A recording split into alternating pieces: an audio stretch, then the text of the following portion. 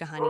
बाघ की डरावनी रात। गांव में एक पुराना बाघ था जिसे लोग भूतों का बाघ कहते थे। एक दिन ऐसा हुआ कि उसके गांव में एक बंटी नाम का बच्चा रहता था और उसके साथ एक बूढ़ी दादी माँ रहती थी। बंटी अपनी दादी माँ से पूछता है, दादी माँ, मुझे बाग के अंदर जाना है।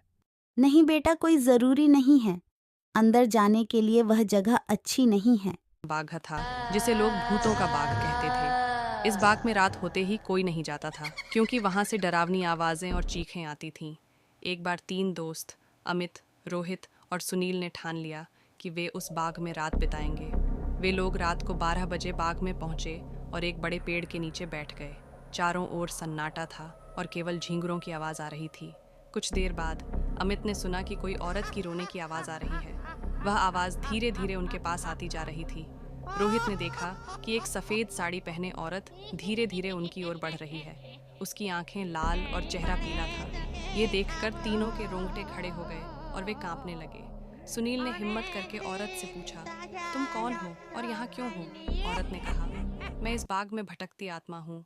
मेरे पति ने मुझे धोखा दिया और मारकर इस बाग में गाड़ दिया। अब मेरी आत्मा को शांति नहीं मिलती। तीनों दोस्तों ने औरत की मदद करने की ठानी। उन्होंने गांव के पंडित जी से मिलकर पूजा रखवाई और औरत की आत्मा को शांति दिलाई। इसके बाद उस बाग से चीखें आनी बंद हो गईं और लोग वहां जाने लगे। अमित, रोहित और सुनील की बहादुरी की कहानी पूरे गांव में मशहूर हो गई।